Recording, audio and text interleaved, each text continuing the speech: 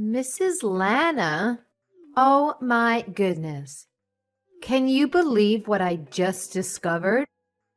You ate all the strawberries that I had been saving in the fridge. I mean, seriously? I was keeping those for myself. Oh dear. I must apologize. I didn't realize they were off limits. I ended up making some strawberry jam with them. I can't even begin to wrap my head around this, Mrs. Lana. Those strawberries were not your average ones. They were expensive and the best you can buy. You can only find them in selected shops, and they were imported all the way from Japan. I had something special planned for them, and now they're gone. Well, you see, Violet, those strawberries were starting to show signs of spoilage. I've been thinking about this for a while now, and I believe it's important to only purchase food quantities that we can consume in a timely manner. I understand that you like to savor the finer things, but it often leads to waste when they go bad. Excuse me? Did I ask for your opinions on my eating habits? I don't need to hear anything from someone who can't afford to enjoy the finer things in life. You wouldn't understand the joy of cherishing these delicacies. Are you seriously calling me poor? Ugh, this is so frustrating. I can't take this anymore. I only agreed to move in with you because Steve promised me numerous benefits. But all I've experienced is stress. And what's worse, you help yourself to the nice things I buy without even asking. On top of that, you only contribute to a small fraction of the rent. And to top it all off, you don't even appreciate your daughter-in-law, despite everything she does for you. I'm sorry, but what exactly have you done for me? I let you live with me. I graciously opened my home to you. Didn't Steve mention that he wanted us to live together before the two of you got married? That's beside the point. I can't take this anymore. I've reached my limit. I've decided that I'm done playing the role of the sweet, submissive housewife. From now on, I'm going to prioritize taking care of myself and my own needs. Have you ever really been kind to me, Violet? You claim to be a devoted housewife, always trying to impress Steve. But the truth is, I'm the one who ends up doing most of the housework while you lounge on the couch, endlessly scrolling through your phone. Shut your mouth, you peasant. Don't you dare speak to me like that. Steve, I need you to tell me what you told Violet to convince her to live with me. Huh? What do you mean, Mom? She just threw all of her anger at me and that this isn't what she signed up for. And that you told her that there would be benefits on her side by living with me. She even went as far to call me a peasant. And that I should be ashamed for not being able to spoil her. Violet told me that you were the one who came up with the idea to live with me. And that you convinced her to do so. So I need to know what you told her. Just come clean with it. I need to know this to straighten out this whole situation. Besides, I've been having a feeling that you're lying to me for a while now. What? I mean, you had a bunch of money inherited to you when Dad died, didn't you? He worked at a decent company, so I imagine the insurance was great. Therefore, I figured that you had enough to be well off for the rest of your life. Maybe even better than well off. So I told Violet that you would support us a pretty good amount per month if we let you stay over at our place. So we had a discussion and decided that it would be best to rent the money that we need for now and have you support us to pay it back. And you tried to ask me to live with you guys without raising any suspicions by keeping something so huge from me? Wow. I remember how happy I was when Violet told me that she wanted to keep me close for when I grew old. It was all about just money, huh? You don't have to say it like that, Mom. Don't you enjoy our company? After finding out about your motives? No, I don't. You turned Violet into a cold-hearted liar. Now all she does is complain about my presence and call me poor. I should never have even bothered living with the two of you. So explain everything to Violet right now. That there was never a conversation about me providing for the two of you, and that you lied about it. And while you're at it, apologize and tell her that you'll single-handedly provide for her from now on. What? How did our conversation end up in that direction? You're supposed to be understanding and help us more with future payments. Why would I do that? Because Violet isn't the same girl as the girl I met either. Ever since my salary started going down, she's been constantly irritated about my presence too. Thanks to that, she and I haven't been doing so well as a couple. I can't say that I didn't notice how her behavior towards you had changed as well. Even in this situation, I believe that you would help me because you're my mother, and that's what mothers should do for their sons. But you didn't even bother offering help. And now you're trying to abandon me in this situation and leave everything in my hands? Don't you see how harsh you're being? You're my mother, so do something. Are you kidding me? How old are you? Someone your age needs to pick up their crap and finally become independent. I'm the one who should be asking you if you're kidding me right now.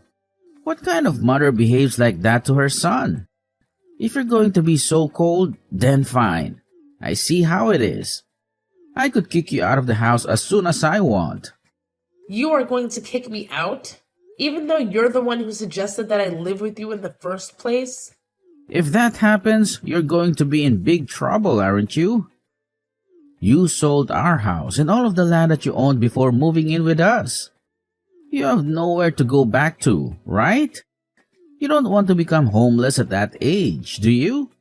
All you have to do to avoid that outcome is to stay in that house and keep paying your rent to us. I can't believe this. You're threatening me. I've raised my son into a monster. Come on, I'm just negotiating, Mom. Besides, you still have the money that you earned by selling our old house, don't you? I'm sure it wouldn't hurt to pay a little bit of rent every month. I look forward to our business together. We couldn't have had such a nice house without you. So thank you for your support.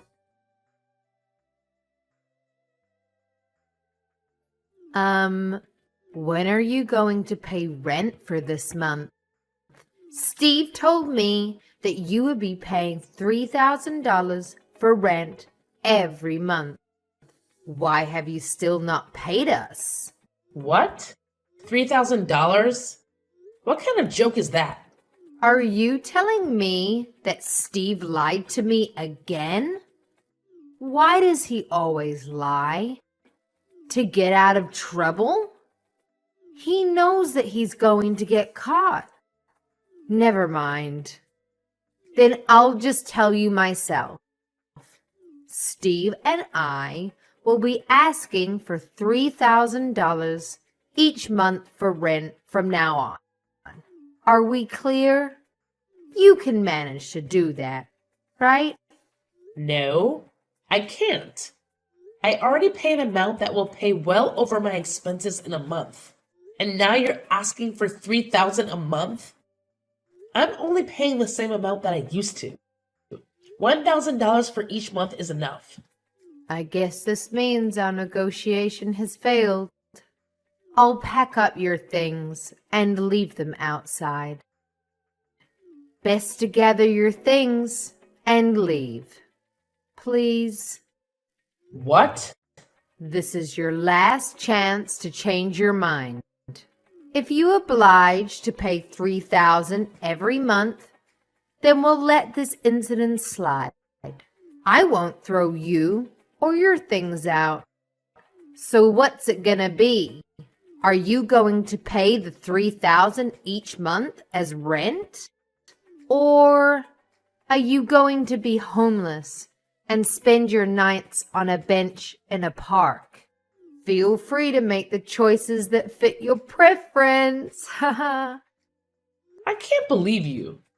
You can't just kick someone out like that. As you've already figured out by now, I'm barely getting by at this point.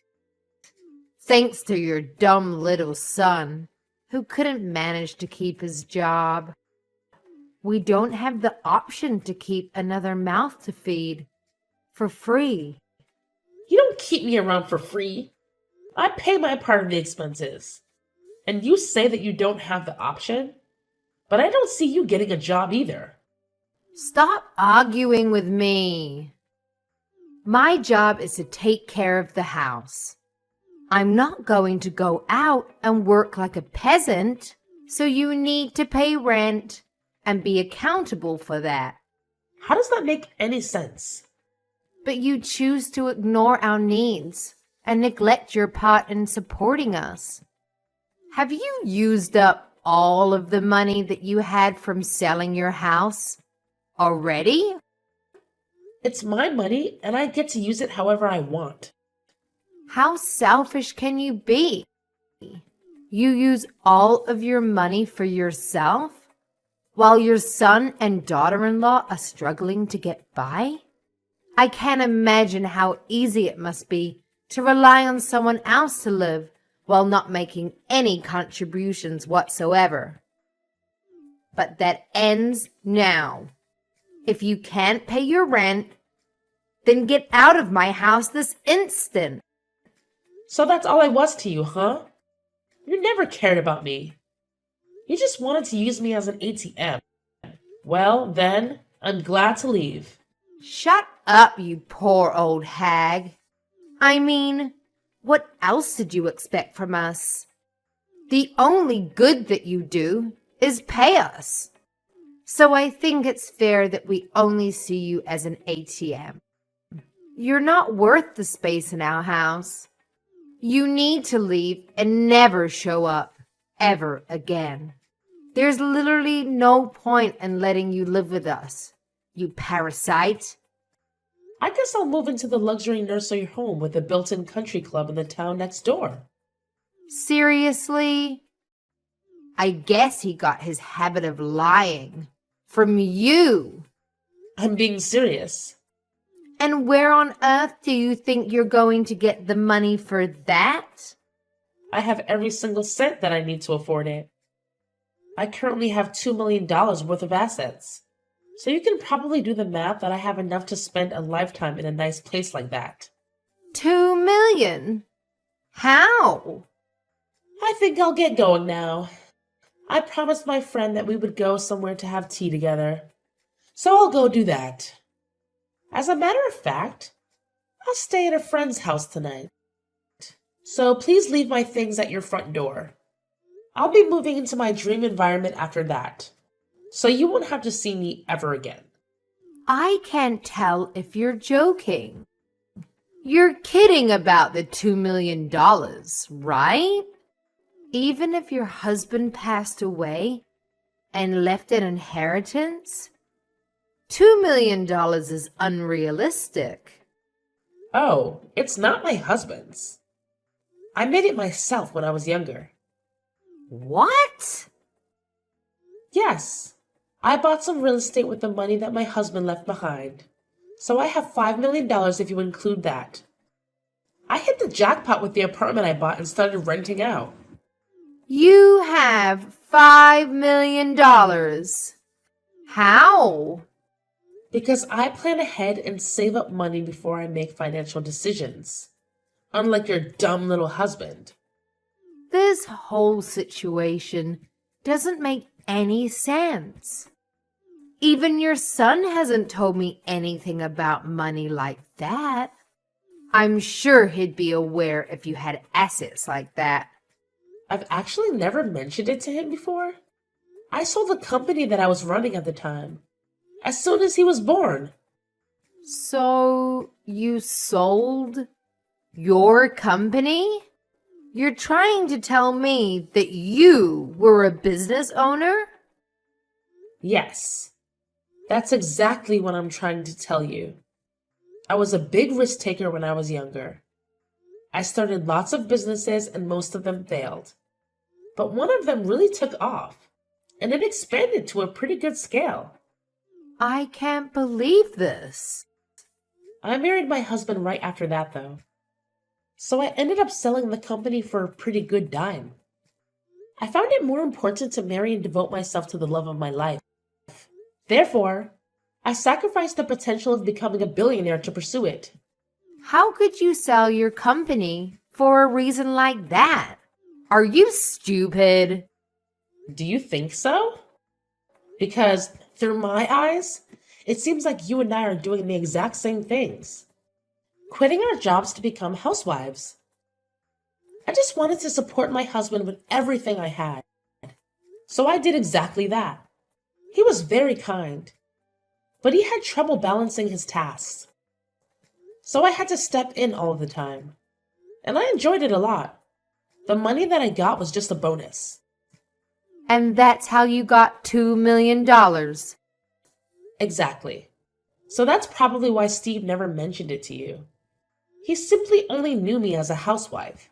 The subject just never came up because we were all happy with the situation that I created. Honestly, my brain can't keep up with all of this. Then you can look it up on the internet tonight. The company is still pretty large in scale. I'm sure you can find my Wikipedia or something as its founder. Mom? What do you mean? You used to own a business? Why did you never tell me about this? And your savings? That should have been the first thing to bring up when you started living with us. Let me ask you this. Why would I have to tell you what my savings are? In fact, why should I even financially support you? Are you serious? Yes, I'm serious. This is my money, so I get to use it however I want.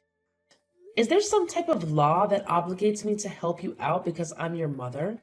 But I'm your son. Isn't helping me out when I'm struggling the normal thing to do? You don't get it, do you? I'm not going to help you. Especially because you're my son. I care for you, so I need you to learn how to keep going on your own. Come on, Mom. Don't be like that. Look, I'm sorry about all of the things that Violet said to you. I really am. And I'll make sure that she understands her faults too. So can you please come back and live with us? Violet is saying she'll do all the housework from now on. And I'm sure things are going to work out this time. All you need to do is support us the way you always did. And all are going to be well. Sorry, but I just finished signing up for the nursing home that I was talking about earlier. So no, I won't be moving back with the two of you anymore. What? Have you already finished signing up? I mean, I can't just stay at a friend's house forever, can I? The place I'm moving to has a whole building to itself. So I'll be spending the rest of my life shopping and sipping margaritas next to a pool. My friend even said that she's moving in with me. So we'll be having the time of our life. They own a whole building? And a country club is inside? How much is that going to cost you?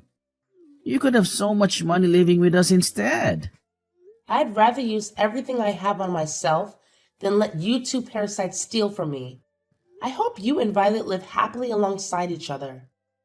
Don't mind me anymore. This poor old hag will be living in a beautiful nursing home with everything she needs to be the happiest she could be. Mrs. Lana, what have you done? What are you talking about? You know what I'm talking about. I really don't. The neighbors. They keep staring at us like we're criminals. And when we approach them, they wouldn't even look us in the eye. It's very difficult to live comfortably when you're surrounded by people who treat you like that. And why do you suppose that I was the one who did something? Because we haven't done anything to any of them. And this all started since you left our house. Well, I'm so very sorry for the two of you. It might be because I stopped donating to the city. What do you mean? I'd actually been donating to the city for a long while now. You know, giving back to the community feels great. So I'd make large donations towards schools in this area. I also donated all of the money that was used for the furniture of the city hall. That was built up a while ago. I'd make donations like the above every year. You do all of that for people you've never even met? But you still can't pay for our house? How is that fair? Because a couple of adults should be able to account for their own expenses on their own. I lived in that city and the responsibility was partially mine. So even though I'm not strong enough to participate in volunteer activities, I contribute by using my wealth for the good. But now that I've left that town, I've stopped making those donations. It's not my responsibility anymore. What are we supposed to do now? Everyone knows that the two of us were the reason you had to leave. So everyone in the city thinks we are a nuisance? I mean, there aren't many people who are capable of making donations that scale every year. So I guess there won't be anyone to replace me. But it's none of my business anymore. And I have to go easy on spending to keep living in this environment. So all I can say is good luck. What do you mean, good luck? How are we going to keep living here if every single person hates us? Please, come back to town. There's no way on earth that I will ever go back. I mean, who in their right mind would leave a living dream to go back to live with a crappy married couple? If the donations are the problem, then why don't you two just make the donations instead of me? It feels amazing to be able to give back to your community and be appreciated by the people at the same time. I think I've always had a thing for taking care of others. Then take care of us too. Please. Why are you so cold to the two of us? Because it's my policy. I only like to take care of people who I like. Do you not like us? No. I like everyone in that city because they supported me a lot. When my husband first passed away, I had to start raising Steve alone. That's when I decided that I wanted to start making the donations. I'm proud to say that I can probably make any type of sacrifice for the people who I love. But I can't do that if I hate you, right? I don't want to pay a single cent for the two of you. You hate us that much? Your own son and his wife? Yes. Even a grandchild wouldn't convince me to bring the two of you into my life ever again. I can't believe you just said that. Boo-hoo! I know it'll be tough, but I hope the two of you get up on your feet and try to make it work there. Now, I'll have my afternoon tea on the terrace with my friends. Goodbye. After that whole ordeal, let me tell you, I wasted no time. I immediately scheduled a meeting with my lawyer, and together we crafted a rock-solid will that laid out my final wishes. You know what I decided? I made it crystal clear that every single penny in my name would be donated to non-profit organizations from all corners of the globe. Talk about making a difference. As soon as I sent out the letters notifying these incredible organizations about my intentions, something amazing happened. Steve and Violet, the dynamic duo who had been bombarding me with desperate emails, suddenly went quiet. It's like a switch had been flipped. And they finally realized it was time to step up and take charge of their own lives. Can you believe it? Steve, bless his heart, decided to hit the books and buckle down on his studies. He knew that earning a certificate would be his ticket to that sought-after promotion at work.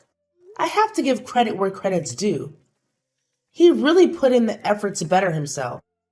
And Violet? Well, she surprised us all by snagging a part-time gig at a local cafe.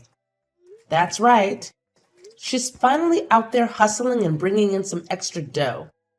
But here's my thing, my friend. Despite their newfound determination, it seems the city gossip mill is still churning away. People love to talk, don't they? They're whispering all sorts of not-so-nice things behind Steve and Violet's backs. It's a shame, really. But you know what? They're not letting that get to them. They're putting on a brave face and doing their best to earn back their rightful place in the community. I genuinely hope that everything works out for them. I hope they can look back one day and feel a sense of pride in what they've achieved. Life has a funny way of throwing curveballs at us. But sometimes it's those very challenges that push us to grow and become better versions of ourselves. So here's to Steve and Violet. May they find their way and create a future they can truly be proud of. Cheers to that.